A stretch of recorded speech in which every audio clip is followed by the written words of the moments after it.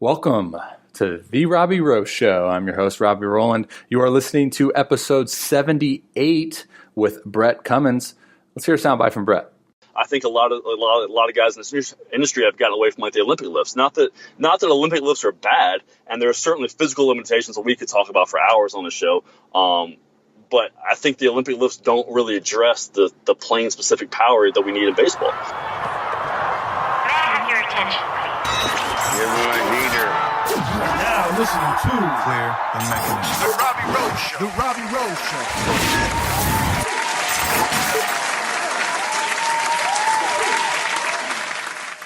Yo, what's going on, guys? It's your boy, Robbie Rowland. Oh, man, my voice is raspy. Yikes. Anyways, like I said, episode 78. Appreciate you guys for tuning in. I got Brett Cummins on the show today. A fantastic episode for y'all interested in the strength and conditioning side of baseball. And I always enjoy having guys on because I think most of you guys know that I get very intrigued with other coaches or instructors, like the different ways that they go about training their athletes, especially when it comes to strength and conditioning.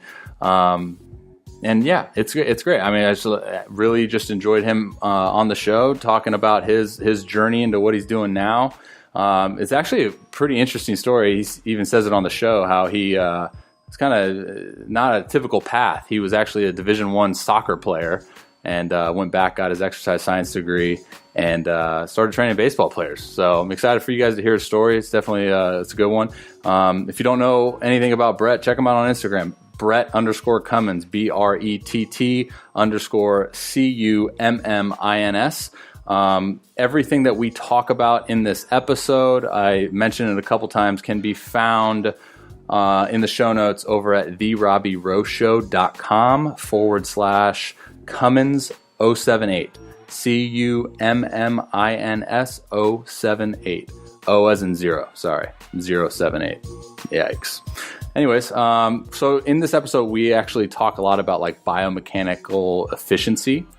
And I kind of, even while we were recording, I was sitting there thinking okay, this is a good opportunity to stress hey, if we're in high school or college or whoever, you guys are, if you're a parent of a high school baseball pitcher, there's certain things that we got to do, I personally think, if, the individual that's throwing a baseball is coming back and saying, hey, I'm this sore every single time, I'm hurting here, or, whatever it is. For me, that's hey, we're not moving biomechanically efficient, and maybe we need to take a look at that. So what I can do for you guys is, I don't really talk about it too much on the show, but I offer a mechanical video analysis. If you guys are interested in that, that's over at therobbierowshow.com, and you'll see it in the services tab. That's basically what it is I get two videos from you guys, a center field angle and an open side angle of your delivery. And I can break it down, draw on a screen, and then I can send you a recap video. If you guys are interested, I won't take up too much time here, but go check that out on the website. I break it down and show you guys some examples of what that looks like, just to get us moving a little bit more efficient, when we throw a baseball. What I love about this episode with Brett is we touch on a lot of different variables as far as velocity development, keeping it simple, right? Don't jump forward. Don't jump 19 steps ahead in the process where it's hey, we need to focus on this thing here and now. Let's become an expert at this simplistic thing, and then maybe we can move on. So definitely, I'm excited to bring you guys this one. Brett it was a really good episode. So without further ado, let's go ahead and get to the episode. Thank you guys again for tuning in. If you have not yet subscribed, go ahead and subscribe right now. Cool. All right, guys, here's episode 78 of The Robbie Rowe Show with Brett Cummins. All right, welcome everybody to The Robbie Rowe Show, episode 78. I got Brett Cummins here with me today. Brett, welcome to the show. I know you're absolutely thrilled to be here. How you doing today? I'm doing good, man. I appreciate you having me, man. I was looking through some of the names you have on your show, and I feel like I feel like the dumbest guy you've ever had. Oh, on the show, man, jeez. Well, it's funny too because I'm the host, right? So it's like, gosh, Right. what is this guy doing? Like, how does this guy hold a conversation with me? Right. That's the, and I tell everyone too, though, that's like the best part of social media, right? Like, obviously, Right. there's a ton of negatives that come along with it, but dude, the biggest thing is just networking. Like getting to meet people like yourself and just enjoy conversation.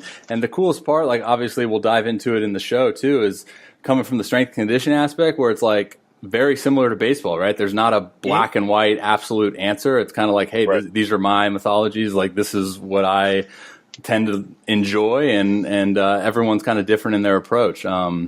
So yeah, no, I'm excited for having you on. I know we spoke probably a couple months ago, and I think what was it? You were on your honeymoon or something, and we were chatting. Right. Yep. No, congrats on that. How was that? Was it gorgeous?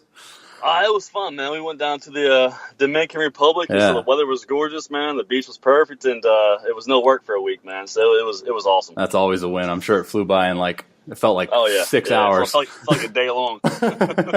Yeah, no doubt. So if you can, man, for my listeners, man, I know I hate to start the show off with a broad question like this, but take me through your background as far as like how you got into the strength conditioning side of things, and as far as your athletic background, and how Right. did you get to the point where you're at now? Right. I mean, I'm probably a little different than most baseball guys around. I actually didn't really play baseball at a high level. I played college soccer, so the baseball world to me was a little bit new when I was getting into it. But kind of how I got in the strength conditioning field was, playing college soccer. I always enjoyed working out. I know it sounds like the typical trainer / strength coach thing to say, but the weight room was always fun for me. I had a great time around the weight staff at my school. They were always good to me, and I never saw it as a chore. We got up at 6 a.m., worked out, and to me it was always fun. Doing the speed and agility stuff, it was always fun to do. And when I graduated, I actually graduated my first time with a history degree. And so I'm sitting there with a history degree in about 2009. And I remember thinking, like, what am I going to do? Yeah. So my mom was like, why don't you go back to school and do something you enjoy? So I went back and I got an exercise science degree. I did a couple of internships in the college route. And when I got out in the private sector. And honestly, from a niche standpoint, I wasn't quite sure where I was going with it. And this was probably 2013 or so. And I got a couple of baseball clients to work with. And kind of just took it from there, man. I've met a bunch of cool people, met a bunch of travel ball guys, and a bunch of high school coaches, and I kind of just went from there, to be honest with you. And I've enjoyed it since. I know you've had Eric Cressy on your show. Yeah. I've never met Eric personally, but kind of following his career, guys like him, guys like Mike Reinold. I'm like, man, I want to do something like that. Yeah, now Mike was on the show too, man. He was that was a good one. Yeah, no, it's that's fascinating, man. So like, what I'm interested in is like how did you get into like the baseball side of things? I know you mentioned something about picking up a few baseball clients, but was that like a goal of yours, or is it kind of just came and happened? I've always, even though I'm a big soccer guy, like I said, I play soccer at the Division I level. Baseball was always part of my family. Like I grew up. My mom taught me how to count while watching the Atlanta Braves, and we would count like the players' numbers, like the Tom Glavs, the Great Maddox of the world. Yeah. And I grew up in Atlanta in the '90s, so baseball at that point in Georgia was really blooming and blowing up. So, I'm not completely oblivious to baseball. It was a big part of my family. My brother played, my sister played softball, so I always enjoyed it. And then when I moved to where I'm at now, I'm actually not too far from a pretty big travel ball organization.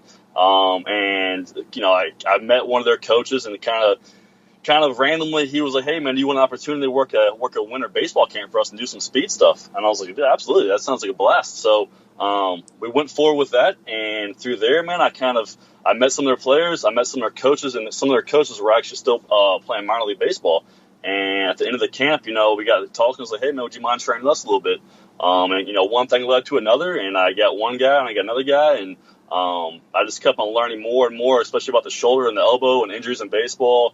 And to be honest, man, I probably asked those guys so many questions about baseball they probably hate me now. It's just simple things like I think baseball guys take for granted. Right. I remember one guy kept on telling me, he was like, I'm a PO. I'm like, what the hell is a PO? And I was like, God, I feel stupid asking him, so what's a PO? Man, he's like, I'm a pitcher. I'm like, okay, I got you.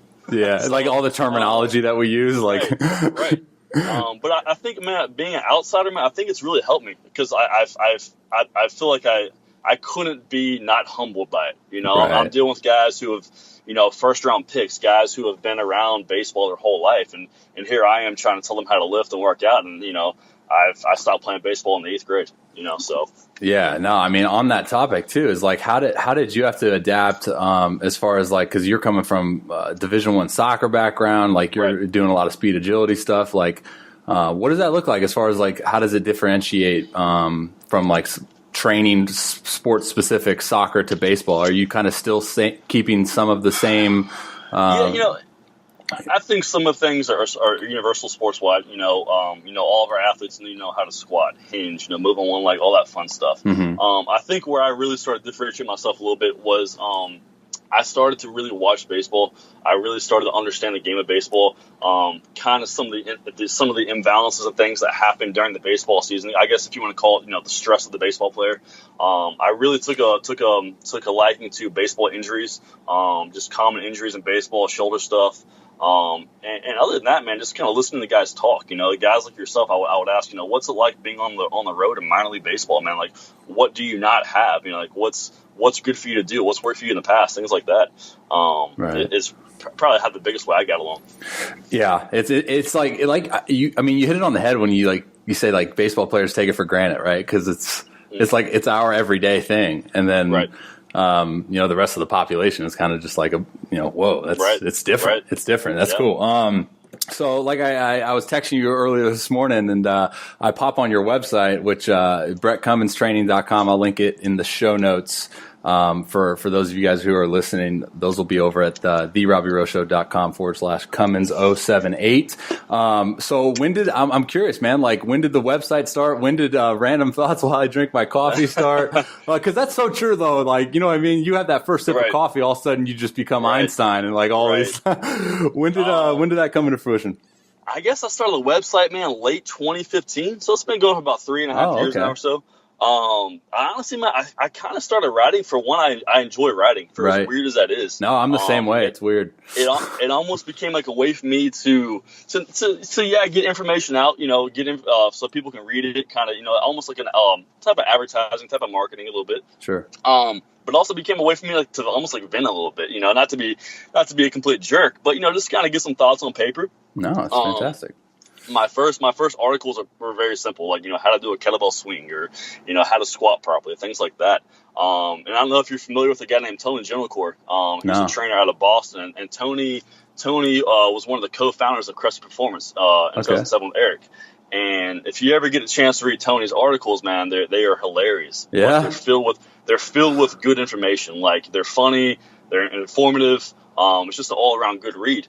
Right. And, you know, Tony's got a good personality like that. And I want to do something like that too. So, you know, I kind of started writing, and, you know, I'm a fairly serious guy, but I also like to joke around and have fun, man. And I think anytime you want to write, for anybody that's listening out there that wants to start a blog, like, you know, allow your blogs and your writing material to reflect your personality. Like, if you're a guy who never cusses, like, don't cuss in your blogs. Or if you never tell a joke, don't tell a joke. But if you're a guy who likes to cut up, man, you know, make your blogs reflect you. And, you know, the Random Thoughts of While I Drink My Coffee blogs, that was just kind of me, like, thinking one day, like, okay, I want to write a blog about this and about this, but that's a lot. And I was like, well, I'll just write down some random thoughts and go from there. And then I kind of was like, well, what am I going to name this? And I was like, well, I don't know how I came across the name, but I came across the name somehow. So I got to ask on that note, man, like, what's your go-to cup of Joe? Oh man. You know, I used to be just a straight black coffee guy. You psycho. No cream, no cream, no sugar. And when I started dating my now wife, man, she drinks a lot of cream in her coffee. So she put some cream in mine when we first started dating, and all of a sudden, like, I'm like, I can't drink it black now. Like, I like the sugar, I like the cream. Oh, no. Yeah, I dip a little cream in there every now and again, man. I do a lot of my writing stuff at Dunkin' Donuts down here. So I'll go in there. If it's cold outside, which I'm in Georgia, it's not always usually cold. So I'll get like a hot cup of coffee. If it's blazing hot like it is today, I'll go in there and get like an iced coffee. And it looks like a basic white girl. So. I quote you on that one.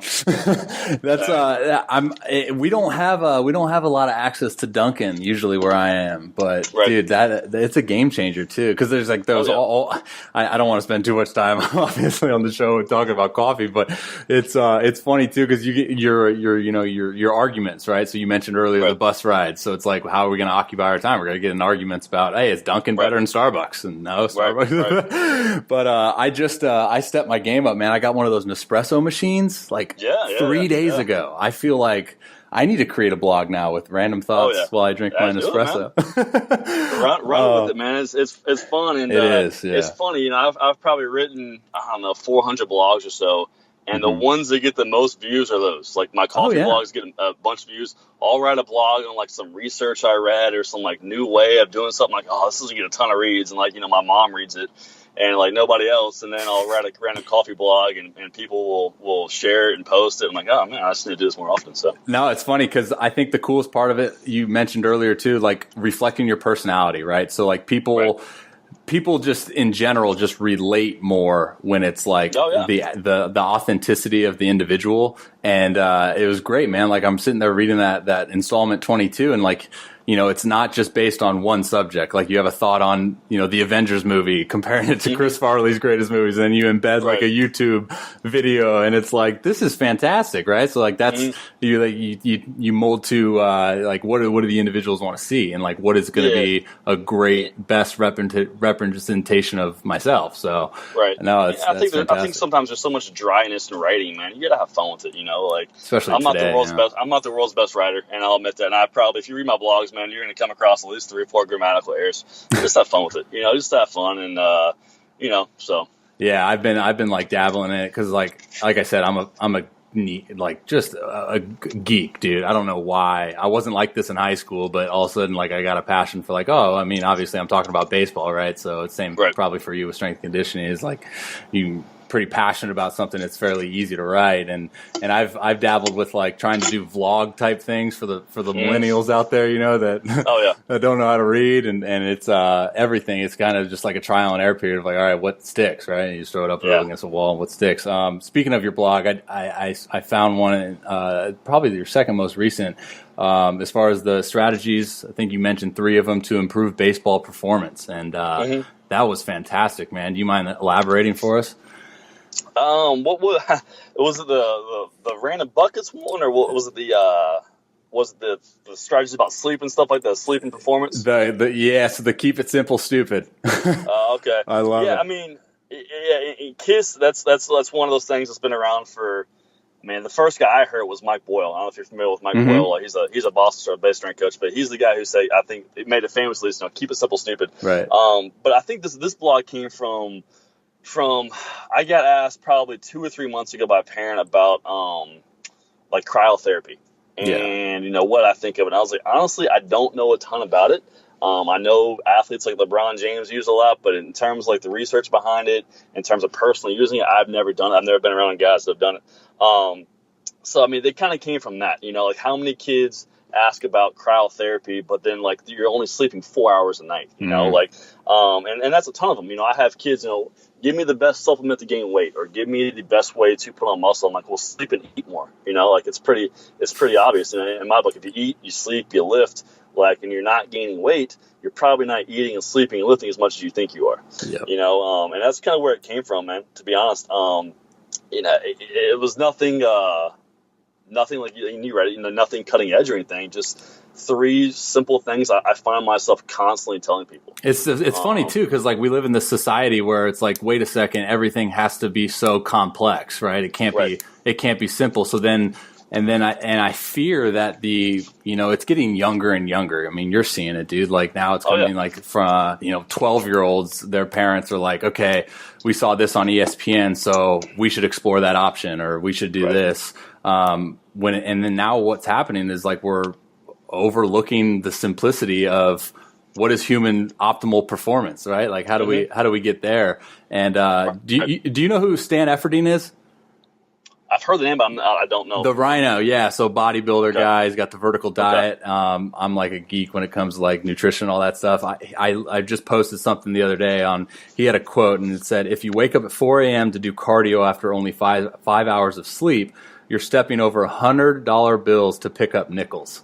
Right. And I was like, that's a great analogy, man. That's fantastic, right? And I love that. I think that's what's so beautiful about, again, going back to the social media things and like having podcasts, having guests like you come on, whereas like kids will tune in and be like, all right, what's the next cutting edge? What do I got to do? And find out tips and tricks. And then we sit here and we're like, yo, sleep 7 to 10 hours, eat good, don't eat fast food, do this. And it's like, oh, that makes sense.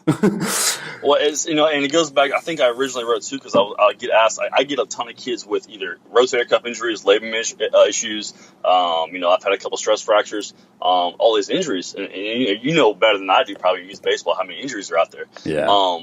But this is sometimes as simple as like, hey, does your arm hurt? Oh yes, sir, it hurts. I'm like, well, maybe you shouldn't throw for a couple weeks. No, I don't think that's it. I'm like, well, does it hurt when you throw? Yeah, well, don't throw.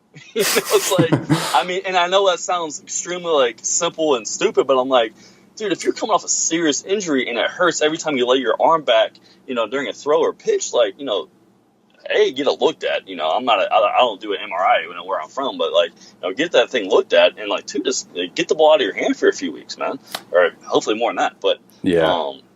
I don't know. I just found more often than not, I think some of us, whether it's in baseball, whether it's in lifting, whatever it may be, think we're more advanced than we actually are. And I think we sometimes forget to do the simple things correct. Just master the simple things. That's really what it is, though, right? Like, just be a master of those simple things, and you're gonna have success.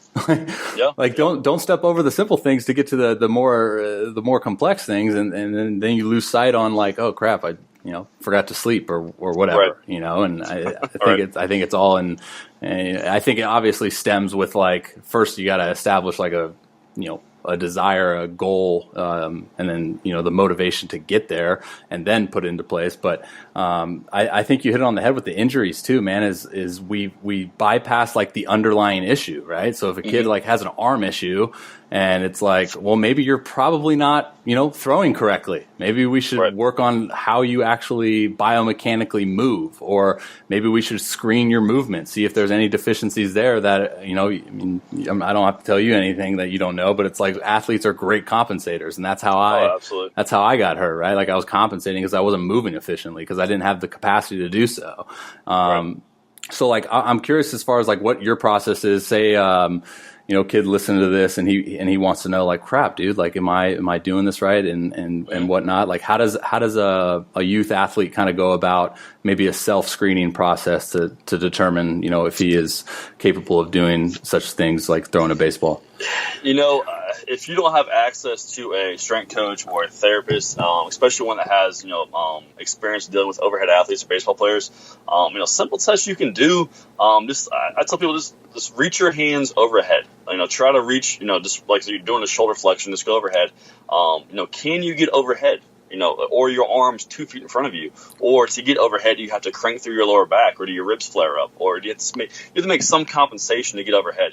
If you're an overhead athlete like a baseball player, and you can't do something as simple as reach both arms overhead and do it well, like that's a big issue. And that's one of those tests to me that like I can tell you a lot of things just by looking at that. And it's very simple to do. You stand still, reach overhead, and I can't do it the best, but I'm also not a baseball player. I don't have to throw a ball for a living. I can bench press all day if I want to, and nobody cares about how my shoulder is. And other simple tests too. Just squatting. Can you do a reverse lunge? And I don't mean squatting with 400 pounds on the bar, but can you do a simple body weight squat? Can you do a simple body weight lunge? Can you do a push up? And if you can you do more than one? Can you do it well? Are you being controlled while doing it? So I think even without a coach, you have to be kind of critical of your own movement, in a way. Yeah, no doubt. You mentioned bench press, and that was actually one of the questions that I got on Instagram when I posted that story. Was everyone wants to know, can bench press be a thing within the baseball industry as far as like for their players? You were saying if I do bench press with my baseball players? Yeah. I don't do. I'll do an occasional dumbbell bench press, but not usually. For my pressing, man, I'll do a lot of push-ups. I'll do a lot of landmine pressing. is the push-up like the Antichrist, where it's the absolute worst thing you can do in the world? I don't know if I go that far with it. I just don't think it gives you the benefit that you need in baseball. And I know you do a lot of work with Dr. Heenan. I know he's talked about this. Eric Crutch's talked a lot about this. I think a lot of shoulder dysfunction lies in the scapula. So if you're doing a pressing movement where you're getting, a lot of humeral movement with no scapular movement, I think you're asking for trouble. And the bench press is just that. The bench press to me, if you look at a baseball athlete after the season, especially your pitchers, what are those guys usually lacking? They're usually lacking some kind of scapular, whether it be upper rotation, whether it be protraction, and taking those guys and putting them into a bench press mode to where they're just almost like putting that dysfunction, they're cementing that dysfunction, isn't going to help them. So if you're missing protraction of the scap and you're missing upper rotation, and all of a sudden you're doing a bench press and you're locking those scaps down into downward rotation, you're probably doing more harm than good. So yeah. I mean, right now coming back from lat surgery, I've been compensating for this whole time, because usually when I go to set that right scap down, I'll get like that. I used to get that lat pain before the surgery, and now it's like trying to reinstill those patterns in my brain that says, hey, we need to get this thing going, because what we're struggling with right now is that right shoulder wants to dump forward, and my freaking serratus is not working right now, man, and it's a constant grind to figure that process out. But on that same kind of topic, another question that I get on Instagram a lot is overhead pressing. Is that something that's suitable for, say, throwers? Yeah, and I think it just depends what kind of overhead pressing we're talking about. Are you talking about a landmine press? Are we talking about a, like a TRX serrated slide? We're talking about like a barbell military press. I think Cressy was the one who deemed this term, not all overhead pressing is created equal. And that couldn't be true. Just because we're going overhead doesn't mean it's dangerous. But at the same time, there are some dangerous things you can do overhead. I'm not a barbell. I don't press anybody overhead with a barbell. If I do any kind of pressing, it's usually landmine. I'll do things like yoga push-ups, half kneeling dumbbell presses, something like that. Something where they're not going to have to compensate through their lumbar. It's something that's going to allow us to get that good upper rotation like we just talked about. Absolutely. I want to dive into the filling the velocity buckets. Obviously, like the velocity thing, especially, I mean, more so now than ever in the baseball world. Velocity is very important. Okay, we don't need to tell anyone, but where do you? I know you got a couple here bullet points here, but do you want to kind of break it down as far as like where you see how to go about efficiently increasing velocity? Yeah, the article about the velocity buckets, man, that was basically to address kind of, I guess, the year-round baseball player. Because like you said, man, I'm sure you get this question, a lot more than I do. How do I increase my velocity? And if there was one simple answer, man, if I ever find that answer out, dude, I'm gonna be a millionaire tomorrow. Because as you know, man, you're a pro guy. There's no simple answer to it. What I found with that is guys are missing certain buckets, whether it's a mobility bucket, whether it's a strength bucket, whether it's a stability bucket. Everybody does the bullpens, everybody does the long toss, everybody does, whatever they read on the radar gun, all of, I guess, if you want to call it like the baseball specific stuff, the running guns, things like that.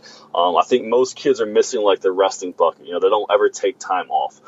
They're missing strength. If you want to throw really hard and you're not like biomechanically gifted like some guys are, like your Tim Lincecums of the world, right? And you are 6'2" and you weigh 140 pounds, like there's a good chance you need to fill that weight bucket, and there's a good chance you need to fill a strength bucket. Right. I'm like that's the other issue I get when I present that to people is they always want to give me the outliers. What about this guy? What about this guy? I'm like, well, until you're Chris Sale, like maybe you should look to fill his buckets. Now if somebody's telling me to bash Chris Sale, it's like, well, that guy's obviously one of the best pitchers in the world. He can do what he wants to right now, but that's not most of us. So we need to, I guess, if you want to call it, uncover the rocks, or kind of fill all those buckets as much as possible. Yeah, no, I was pumped too when I read that. When you put that in the article, like right away too, you're like, yo, like we're gonna exclude these guys, right? Because that's right. Like you said, like we as a population, we look at those, or say a youth athlete looks at the skin and bones of a Chris Sale, but he dominates, and it's like, oh, there you go, there's my player comp, and I'll just do that. And it's like, we got to put ourselves in the best possible situation to be successful, right? And I think obviously with success, I think velocity plays a huge component within that. But again, it goes back to like, why not control the things that you can control? And that goes all the way back to the whole, eating right, sleeping right, those things. Yep. No, so I want to touch on that first bullet point, which is very pivotal for me, and maybe it's like a thing that's not often talked about, at least maybe not so much on my show, but the plane specific power, right? Mm-hmm. Can you kind of go into detail and explain that to my youth audience as far as like what that is and how to go about that efficiently? Right. I mean, the whole idea of power in sports and baseball is nothing new, right? I mean, we all need to be powerful role athletes. I think where I see a lot of baseball players, especially kind of in these settings where it's a high school setting where it's 40 on 1, or in terms of player to coach ratio, is I think they go about developing power the wrong way. I'm not naive in the fact that obviously things like squats, like deadlifts, like lunges, all help us create power. If they didn't, I wouldn't have a job, right? Right. But I think. Just because a guy can jump, 55 inches off the floor, in a vertical jump doesn't mean he can throw a baseball 105 miles per hour. Right. When conversely, we've seen guys who can, barely get their feet off the floor, you can slide a card under their feet, can throw 99, So I think what that tells us is power is very plane specific. The key is, defining ways to develop that power. Obviously, if you're in the baseball world, hopefully at this point in time, you've used some kind of med ball throwing. Whether it's a shot put pass, whether it's somewhere to develop power in a similar fashion that you're using it in baseball. Where you're having to push off that back hip, and get around. So, another one is I use the lateral jump a lot, or the lateral hop, I should say, right. Off one leg, or commonly looked at as a hide in as well. Mm-hmm. So those are two. The med balls and the lateral hops are probably the two biggest ones I use, and obviously I'll use different variations within there, whether they're banded hops or resisted, or I'll do like a landing to a hop or whatever it is. But I've been getting good results with that. Guys who have kind of come back reports to me like, hey, I feel like I'm throwing harder. And, obviously their med ball stuff feels better. Their lateral movement feels better. And that's kind of where I get the plane specific power from. They don't call those skater jumps anymore, huh? No. we get fancy now, man. Well, I can tell. I'm out of my own. Yeah, and I don't want to go too far into this, but that's kind of another reason why I think a lot of guys in this industry have gotten away from the Olympic lifts. Not that Olympic lifts are bad, right? And there are certainly physical limitations that we could talk about for hours on the show. But I think the Olympic lifts don't really address the plane specific power that we need in baseball. They're fantastic for sprinters, they're fantastic for football guys, but are they? Obviously the physical limitation. I don't want to go too far on that, but are they right for pushing off a mound or hitting a ball? To me, they're not. To me, I think there are better ways to go about it. Yeah, because we can look at that power output index, right, and then we see that it's the closest replication of throwing a ball. But it's totally different plane of power. Right. But no, and to piggyback off your med ball comment, dude, like even coming from like what I'm doing now as far as the instruction, with like the delivery, the med balls, man, they kill like 3 birds with freaking 1 stone. And it's like, we can work on like our power output. We can work on our biomechanical efficiency. We can work on our lead leg bracing, our hip hinge, like all of these things that can be manipulated by using a med ball. And these are all can be done with, having the baseball down, like not exerting our overhead motion. And in terms of putting the ball down, and taking rest, obviously, I think most guys in the baseball will hopefully know that's important by now. The med ball still allows to train that, I guess if you want to call it like sport specific skills. Right. But they also allow the shoulder to get a little rest. Like you're not taxing the shoulder and the elbow like you would during a throw, but you're still able to kind of generate that power and find different ways to be more efficient within your mechanics. What is your, like, if you were to advise, younger guys, what is an ideal yearly schedule look as far as, how many months should they put the ball down? How do we go about that efficient rest period? Me personally, man, and you might feel different, but I'll like to see at least 3 months of no ball in the hand. I know some guys. I've heard as much as 4. I've heard as few as 1. But to me, man, any guy I assess who has issues or looks like they're going to have issues, it seems like the same story. I play baseball, 11 to 12 months out of the year. The kids that come to me with no injury past are the ones that either just don't play in the fall, or whatever it is, or maybe they're playing basketball in the fall, or something to give their body a little bit of a rest. Yeah. So I would say, like I said, 2 to 3 months. But yeah, that's my opinion on that one. Yeah, no, I mean, like when we were growing up, it was always like, hey, how many sports can we play? With the boys in the neighborhood, and then that kind of went into the school sports, and it was like we couldn't do a year-round sport because we didn't have time because we were playing all the other ones. Right. Well, I think baseball's in a way has fallen victim, like a lot of sports have. In soccer, that I grew up playing is no different. It's how do we become better soccer players? We play more. Well, okay, cool. How often? Well, let's play year round. We have to catch up to the Europeans, and I see the reasoning behind it. And I see why people think it, but especially in baseball, where the arm is stressed as much as it is, you simply physically can't do it. You know what I mean? Especially if you're a guy looking to throw 98, 99 to 100 miles per hour. You can't throw that fast 12 months out of the year. Yeah, it goes back to the goal, right? What is your goal? Do you want to be a big league pitcher? Then we have to look through a lens of big picture, right? We can't just look like, okay, I want to be the best freshman baseball player on my freshman team. Then it's like, well, we need to reassess the goal. Right. So last topic, and I've read this as well on your blog, and it's great too, because I get questions on this all the time. Now that I've just totally dove headfirst into the mobility world, and where are you at as far as, hey man, Brett, what's more important, mobility or stability, dude? Oh god, I love it. Obviously both are important, right? No, it's got to be one. If I had to put one on just a general term, I'd have to go mobility. Just because majority of us all sit in bad posture. We all sit hunched over looking at our phone. Yeah. We all sit hunched over in our car. The kids that listen to this probably sit hunched over in a chair at school. We all have some kind of bad posture. And just from experience and working with young athletes, young baseball players, it's usually a mobility issue.